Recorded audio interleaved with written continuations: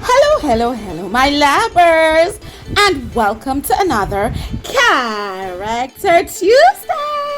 Yes, and it's your chief labber, Mikkel. I'm in the building, and I am so excited to get started with this week's video. So, of course, last week, we spoke about sex, baby. So, this week, you must be wondering, what is it that your chief labber is coming with this week? Well, to your surprise, what's in a name? Yes, labbers, we're going to be looking at naming our characters this week. Today, we're going to be diving deep into the art of naming characters. Now, as a writer, choosing the right name for your characters is a crucial aspect of building a believable and engaging story. From conveying personal traits to creating memorable impact on your readers, names have the power to bring your characters to life. They get your characters blooming, my labbers. And I know you know this for sure because you've watched series, labbers. You've done so many different creative works where you've seen that a name makes a big difference and has a great impact on your audience. And that impact is engagement. So, because of that, this week, let's go ahead and explore our 5 pro tips which will guide us on how to choose the perfect name for our fictional characters. Okay, labbers, let's go. All right, so pro tip number 1, time and setting. Now, this is very important as you need to consider the time period and setting of your story when choosing names.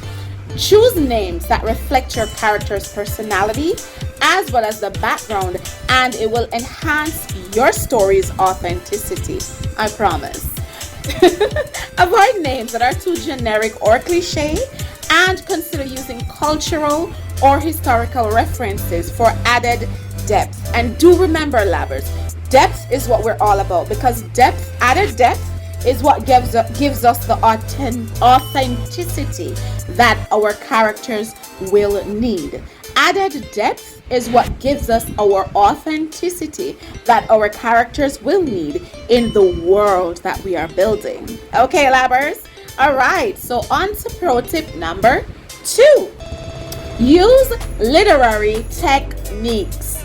Now, using literary techniques is very important, as well as it's one of the most important things in your entire literary work. It not only serves in naming your characters, but it also serves when you're creating your pieces overall. But for purposes of this conversation, we're talking about naming our characters. So, 2 things that we're going to be speaking about is using alliteration or assonance to make names more memorable and catchier. A good example of this is the name Silas Smith and Ron Rondarski. Now, Silas Smith, of course, represents alliteration. Ron Rondarski, assonance. Now, just to give you a better understanding of the two, because I often find it necessary to give a breakdown of which is which, even when I'm writing, to be able to make that distinction and to be on the right path. So, for your information, alliteration is when several words are used together and those words begin with the same letter or sound. And a good example of this is the beautiful bouquet blossomed in the bright sun. So you get it, it's B. Alright, and assonance is a resemblance in the sounds of words or syllables, either between their vowels or their consonants. And the greatest difference here is that with assonance, it does not have to come at the beginning, but with alliteration, it definitely comes at the beginning. So an example of assonance here is going to be, the rain in Spain stays mainly on the plain. So you get it. What we're playing on with assonance here is ain. That's the sound A-I-N. Awesome. So on to pro tip number 3. Aliases are welcome, labbers. So for the first time, we are welcoming aliases. Now, aliases are also known as nicknames as well as monikers and so on. So, consider using nicknames and shortened versions of names that reflect your character's personality. For example, my name is Mikkel. A good nickname for me would be Mick, Mickey, and so on. So with this in mind, remember to always use names that are easy to remember and pronounce so that readers will avoid confusion, and it will ensure that readers can easily identify and connect with the characters that you create. Okay, so we are on to pro tip number 4. Stay gender conscious. Now, labbers, when naming your characters, always consider the gender of your character. Don't be afraid to play with gender norms.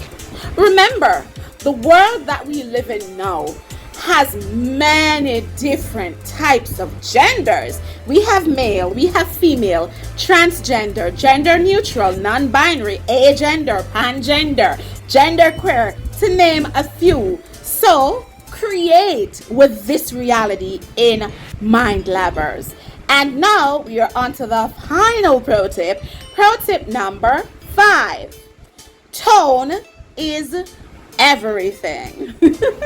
Choose names that match the tone of your story, whether it's serious, playful, or somewhere in between. Choose the right name that will help to convey and maintain the right tone. And you're golden, labbers. So, before we go, there's one quick thing I want you guys to remember when naming your characters.